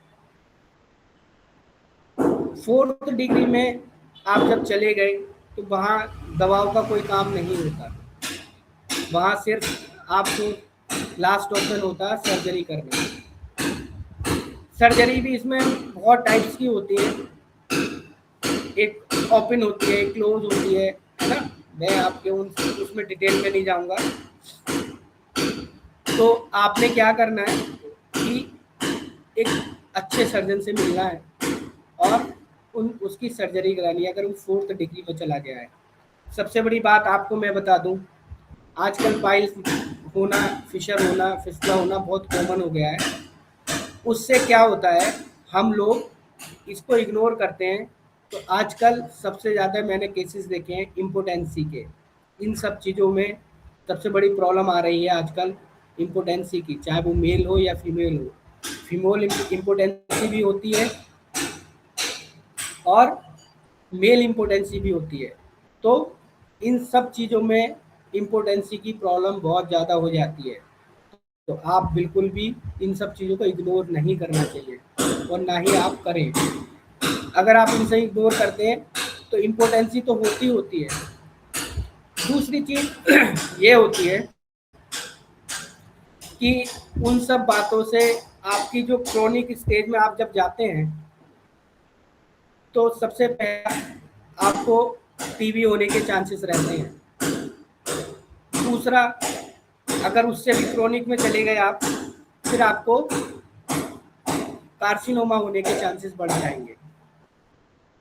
जब आप इतनी गंभीर स्टेज में चले जाते हैं तो वहाँ से रिवर्स होना बहुत मुश्किल होता है। इसलिए मैंने आपको पहले ही बताया कि आप जो आपकी एक्यूट कंडीशन होती है आप उसी में आपको शर्माना नहीं है, समस्या का समाधान करना है और अपने डॉक्टर से मिलना है। तो आप एक्यूट अवस्था में ही इस सब को ट्रीट कर सकते हैं। अब हम आएंगे फिस्टुला के ऊपर। फिस्टुला क्या होता है? एक मतलब सब लोग जानते होंगे, एक साइनस जैसा एक होता है, साइनस को ही हम फिस्टुला कहते हैं। तो एक ट्रैक बन जाता है हमारा, उसकी दो ओपनिंग होती है, एक एक्सटर्नल एक इंटरनल। एक हमारे एनोरेक्टल जो रिंग है उसके आसपास, उसके अंदर कह सकते हैं, वहाँ ओपनिंग होती है उसकी। जो हमारा एनल ट्रैक होता है उसमें एक ओपनिंग होती है और एक हमारी एनल वर्ड के चारों तरफ कहीं भी ओपनिंग हो सकती है। तो उसकी दो ओपनिंग होती है, दोनों एक दूसरे से कनेक्ट होती हैं। उसमें क्या होता है, वो वैसे तो देखा जाए तो वो दो कारण से होता है। एक तो ग्लैंडुलर इन्फेक्शन होता है, एक नॉन ग्लैंडुलर इन्फेक्शन होता है। तो इन कारणों से होता है। फिर इनके और भी कारण होते हैं, जैसे कि ग्लैंडुलर इन्फेक्शन हुआ तो हमारी ग्लैंड की वजह से, इन्फेक्शन की वजह से वो हो जाता है। नॉन ग्लैंडुलर में आप सोचेंगे कि ये क्या है, तो अगर जब नहीं है तो इसमें क्या होता है कि जैसे कि अगर किसी को टीबी है या किसी को कार्सिनोमा है या किसी को इंजरी हो गई है या फिर डॉक्टर के पास आप ऐसे गए, अनएजुकेटेड डॉक्टर के पास चले जाते हैं आजकल लोग, तो उसने फॉल्स ट्रैक बना दिया, आपका देखा कुछ नहीं, उस वजह से भी फिस्टुला बन जाता है। तो जब फिस्टुला बन जाता है तो हम उसका ट्रीट क्या करना है, उसमें कोई भी दवाई आप यूज नहीं कर सकते। फिस्टुला एक ऐसी बीमारी होती है जिसका इलाज दवाई नहीं है। अगर एक बार आपको फिस्टुला बन गया तो वो आप दवाई से ट्रीट नहीं कर सकते, आपने उसको ऑपरेट ही कराना पड़ता है। ऑपरेट भी आप उसको या तो ओपन करके करा दीजिए, फिस्टुलेक्टोमी होता है, फिस्टुलोटोमी होती है उसकी, या एक नई technique set and thread technique आ गई है आजकल, वो सबसे ईजी होती है। एक थ्रेड होता है, उसको आप डॉक्टर क्या करते हैं, वो आपके जो फिस्टुला ट्रैक होता है उसमें लेकर बांध देते हैं और उसमें ना तो कोई चीरा लगाने की ज़रूरत होती है, ना कोई घाव बढ़ाना होता है और ना ही आपको हॉस्पिटलाइजेशन की ज़रूरत होती है कि भाई बहुत ज़्यादा आपको एडमिट रहना पड़ रहा है 5-5 दिन 6-6 दिन, ऐसा भी नहीं करना होता है। तो वो सबसे इजी टेक्निक होती है। आपने अगर ऐसा आपको कभी भी कोई चीज़ ऐसी दिखती है कि, और एक चीज़ और मैं बता दूं आपको, फिस्टुला की एक और, जैसे कि कभी कभी क्या होता है कि इंटरनल ओपनिंग तो बन जाती है बट जो एक्सटर्नल ओपनिंग होती है वो बन नहीं पाती है, और लोग उसको कभी कभी क्या सोचने लगते हैं कि ये तो कुछ ऐसे ही हमारे फुंसी हो गई होगी, फुड़िया हो गई होगी, कुछ ऐसा निकल आया होगा, कुछ ऐसा, या पिंपल्स जैसा हो गया हमारे, तो उसको इग्नोर नहीं करना है। अगर एनल वर्ज के आसपास आपको ऐसा कुछ दिखाई देता है, यहाँ पे ऐसी कोई चीज़ नहीं होती कि ये ऐसे ही है, यहाँ पे तभी चीज़ें होती हैं जब कुछ ना कुछ हमें बड़ी प्रॉब्लम हो रही होती है, कुछ ना कुछ इन्फेक्शन हो रखा होता है हमारा, तभी हमें एनल वर्ज के आसपास ये सारी चीज़ें दिखाई देती हैं, नहीं तो नहीं देती हैं। तो अगर ऐसा आपको कुछ दिखाई देता है तो आप उसको इग्नोर ना करें, डॉक्टर से मिलें और अपने डॉक्टर से सलाह लें उस चीज़ की क्या क्या है ये। तो अगर मेरा कहने का मतलब इतना सही है कि आपको किसी भी चीज़ के लिए उसको इग्नोर नहीं करना है, आपको वो चीज़ बड़े वे में नहीं लेके जानी है, आपको वो बीमारी बढ़ानी नहीं है। आपने जो भी करना है वो, अगर आपको हल्का फुल्का बुखार आता है, आपके बच्चे को आता है, आप तुरंत डॉक्टर को दिखाते हैं तो क्या होता है कि इजीली ठीक हो जाता है। अब डॉक्टर ने कहा कि ये दवाई ले लेना, ये सिरप ले लेना, ठीक हो जाएगा, 2 से 3 दिन में वो ठीक चीज़ें ठीक हो जाती हैं। ऐसे ही हर डिजीज का है कि आपको जितनी आप उसको क्रोनिक कर लोगे उतनी ही देर में वो ठीक होती है। आपने एक्यूट अवस्था में जो चीज़ आपने ठीक कर ली वो ठीक हो जाती है और उसका कोई भी बड़ा प्रोसेस हमें करने की ज़रूरत नहीं होती है। हम सर्जरी की तरफ नहीं जाते हैं। सर्जरी की तरफ हम तभी जाते हैं किसी भी डिजीज में जब वो एक्यूट अवस्था में चली जाती है। तो बस मेरा इतना सही आपसे आग्रह है कि आप स्वस्थ रहें, अपना देखभाल करें और बहुत ज़्यादा फाइबर डाइट लें, फल खाएं, सब्जियां खाएं, पानी अधिक मात्रा में पिएं। अभी बहुत गर्मी हो रही है तो आप घर से धूप में कम निकलें, पानी की मात्रा अधिक लें, पानी साफ सुथरा पिएं, घर का पिएं और लोगों को अवेयर करें और बाहर के खाने से बचें। धन्यवाद। आज के अभी आपको किसी के ही मन में कोई भी डाउट हो, कुछ क्वेरी हो तो वो आप उससे पूछ सकते हो। रचिका मैम, आप कुछ पूछना चाहते हैं पहले शायद? सॉरी। जी सर, आपका बहुत बहुत स्वागत है पहले तो, और बहुत बहुत आभार कि आप हमारे इसमें आए।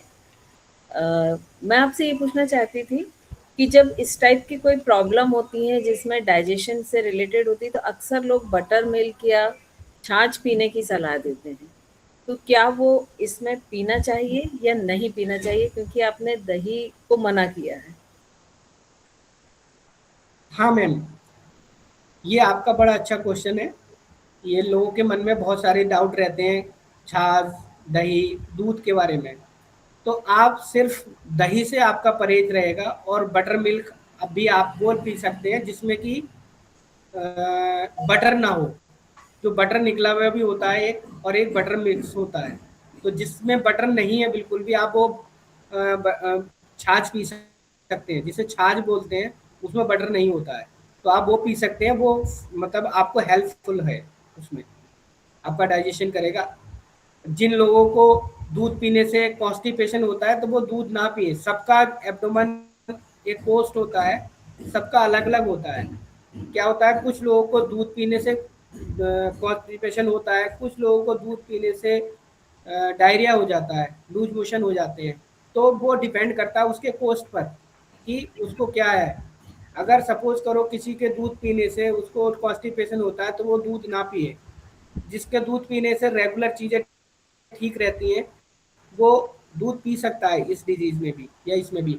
और अगर सबसे बड़ी बात यह है, अगर किसी को कॉन्स्टिपेशन होता है दूध पीने से और वो दूध पीने का शौकीन है कि मुझे बिना दूध पिए नींद नहीं आती, मैं दूध ही पीऊँगा, तो उसमें आप क्या कर सकते हैं। उस कंडीशन में आप 10 ml या 15 ml कैस्टर ऑयल होता है उस दूध में मिक्स करके पी सकते हैं।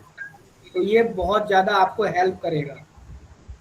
जितनी भी आपकी, ऐसा नहीं कि एनोरेक्टल डिजीज में, जितनी और भी डिजीज है कि आपको सपोज करो कि ड्राइनेस रहती है या आपको जॉइंट पेन रहता है हल्का फुल्का, या किसी किसी को क्या होता है कि बहुत ज़्यादा ईचिंग होने लगती है, उसमें भी ये चीज़ फ़ायदा करती है बहुत ज़्यादा।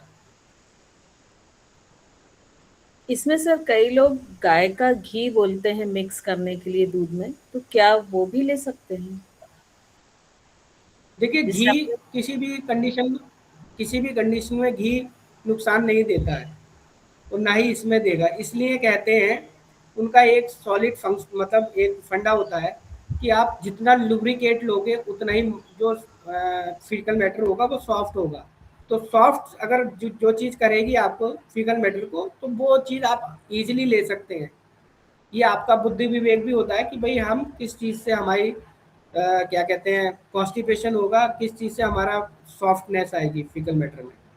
तो आप ले सकते हैं, गाय का घी ले सकते हैं। मैंने आपको सिर्फ दही के लिए मना किया है और उसका मैंने आपको रीजन भी बताया कि इस कारण नहीं लेना चाहिए। जी बाकी जी आप दही आप मिल्क ले सकते हैं, बटर मिल्क ले सकते हैं, घी खा सकते हैं, बिल्कुल वो खा सकते हैं आप। Thank you so much. एक क्वेश्चन सरिता जैन है दीदी, उनका है, पहले उनका क्वेश्चन ले लेते हैं। हाँ जी दीदी, अनम्यूट कीजिए। जी मैं हाँ जी हाँ जी मेरे हाँ जी हाँ जी दीदी, जय आप जी सबको। मैं पूछ रही थी डॉक्टर साहब कि ये एंटीबायोटिक लेने से भी ये प्रॉब्लम्स होती हैं क्या? हाँ जी मैम, एंटीबायोटिक लेने से जैसे कि एनोरेक्टल डिजीज है, वो एंटीबायोटिक लेने से आपको ये प्रॉब्लम हो सकती है। सपोज करो किसी को फिस्टुला हो गया है, तो हल्का फुल्का जब फिस्टुला होता है, एक बाहर से कोई दाना सा बन गया, तो हम क्या करते हैं उसमें एंटीबायोटिक खाने लगते हैं। तो एंटीबायोटिक क्या करती है, फाइब्रोस कर देती है चीज़ों को, मतलब उस जगह को जो उसका ट्रैक बना था उसको उसने और ज़्यादा बिल्कुल सॉलिड कर दिया। मतलब एक इस चीज़ सोचिए कि एक मिट्टी की दीवार थी, जैसे पानी आया तो उस दीवार से पानी निकल गया, बाहर पहुंच गया, फिर आपने वो दीवार सीमेंटेड करा दी और बहुत अच्छा प्लास्टर करा दिया। तो जो उसका इन्फेक्शन है, जो पस पड़ रहा है उसमें ग्लैंड की वजह से, किसी और की इन्फेक्शन की वजह, सेकेंडरी इन्फेक्शन की वजह से, तो वो जब दीवार से टकराएगा तो बाहर तो निकल नहीं पाएगा, फिर वो कहीं और रास्ता ढूंढेगा।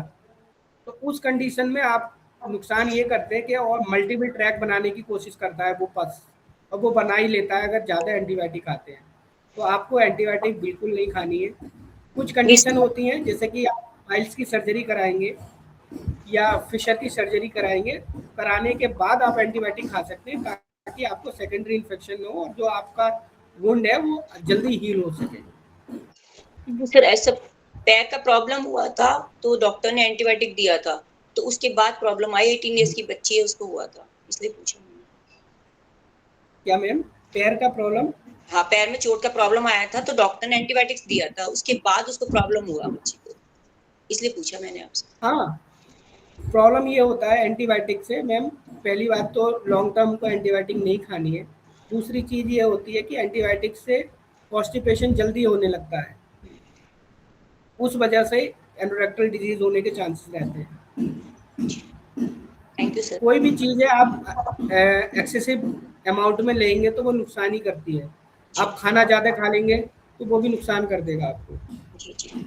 आप फ्रूट ज़्यादा खा लेंगे वो भी नुकसान कर देगा, पानी ज़्यादा पी लेंगे वो भी नुकसान कर देगा। तो हमें कोई भी चीज़ ऐसा नहीं लेनी है कि जिससे हमें नुकसान हो सके। तो ज़्यादा अमाउंट में कोई भी चीज़ नुकसान देती है। Thank you sir. जय जी।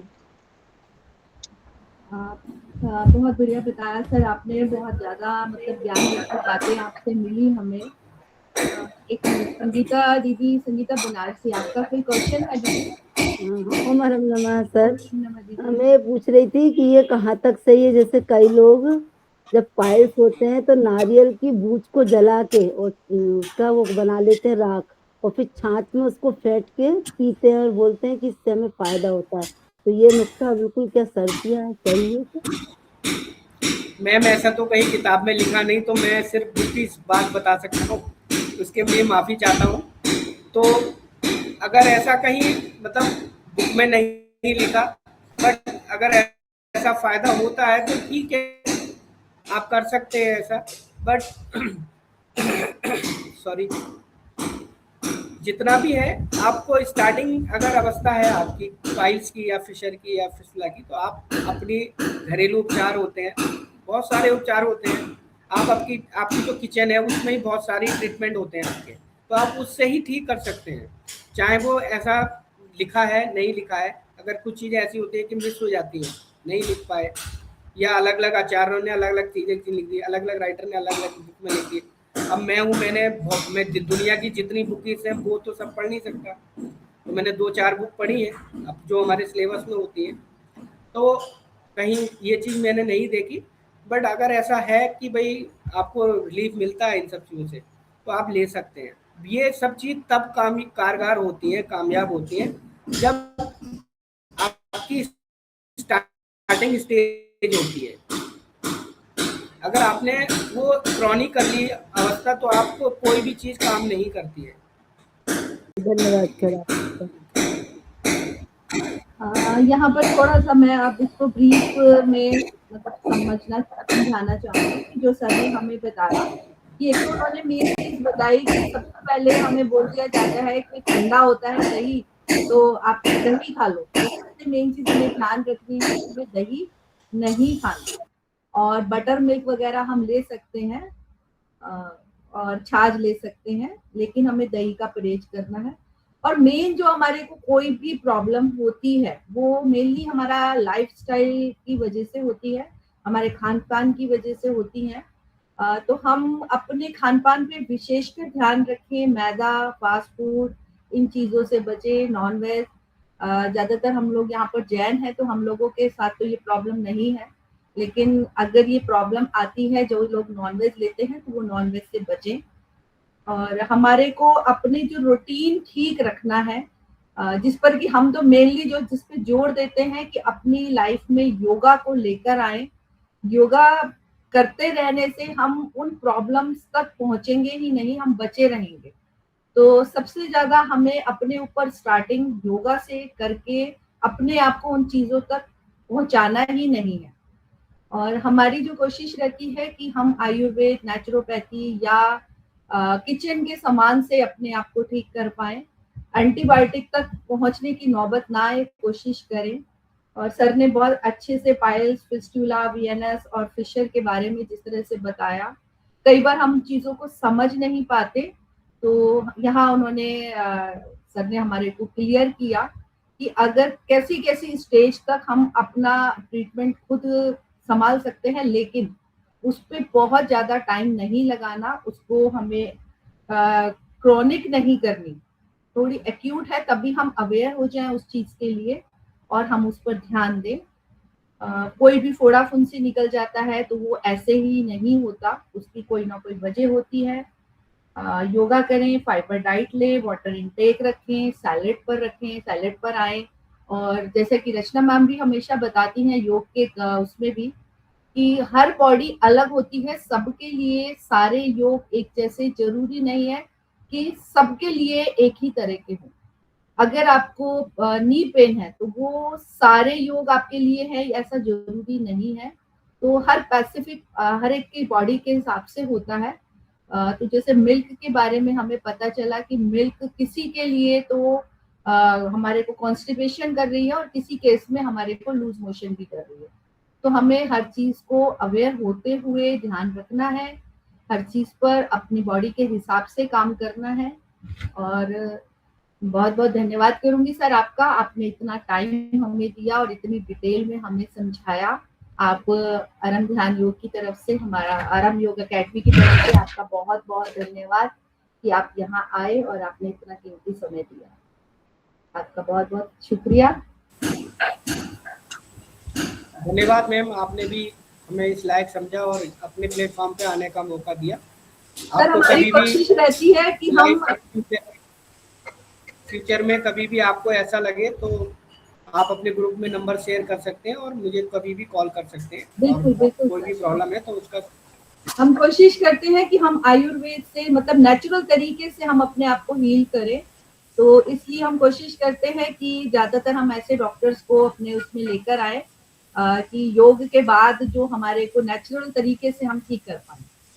तो अब यहाँ पर ही हम अपने सत्र को खत्म करेंगे, लेकिन उससे पहले मैं एक चीज आप लोगों को बता दूं कि हमारा मंथली जो रहता है वो 8:30 से 9:30 योगा का सेशन रहता है, और एक हमारा वीकली सेशन चलते हैं जिसमें अभी मेडिटेशन का अभी जस्ट खत्म हुआ है, और नेक्स्ट जो आने वाला है वो सर्वाइकल, थायराइड और शोल्डर पेन के ऊपर 1 वीक का रहेगा, जिसका बहुत ही मिनिमम चार्जेस है 299। आप उसको ज्वाइन कर सकते हैं। मैंने जैसा शुरू में बताया था कि ऐसा नहीं है कि जिनको ये प्रॉब्लम है वो ही इसको ज्वाइन करें, कोई भी आप लोग इसको ज्वाइन कर सकते हैं। हमारी ओवरऑल बॉडी पर योगा काम करता है। तो आप हमारे साथ एक हफ्ते जुड़ करके अपने आप को समझ सकते हैं कि आपके लिए क्या चीज़ ज़रूरी है। और नेक्स्ट संडे जो हम लेकर आने वाले हैं वो मुद्राओं पर रहेगा हमारा वर्कशॉप, कि हम योग के साथ-साथ हमारे हाथ में जो पंच तत्व हैं, उनके द्वारा हम अपनी बॉडी को कैसे हील कर सकते हैं।